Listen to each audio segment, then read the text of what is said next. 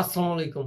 আজকের ভিডিওতে আমি আপনাদেরকে বলার চেষ্টা করব কিভাবে মাত্র ১ মিনিটের মধ্যে একটি বিকাশ অ্যাকাউন্ট সম্পূর্ণ নতুন নিয়মে খুলতে পারবেন ২০২৬ সালে। সর্বপ্রথম আমাদেরকে প্লে স্টোর থেকে বিকাশ অ্যাপটি ডাউনলোড করে নিতে হবে। পরবর্তীতে লগইন অ্যান্ড রেজিস্ট্রেশন বাটন অপশনে ক্লিক করে দিতে হবে। পরবর্তীতে ফোন নাম্বার দেওয়ার পরে সিম কোম্পানি সিলেক্ট করে নিতে হবে। সিম কোম্পানি সিলেক্ট করা হলে বিকাশ থেকে একটি ওটিপি পাঠাবে।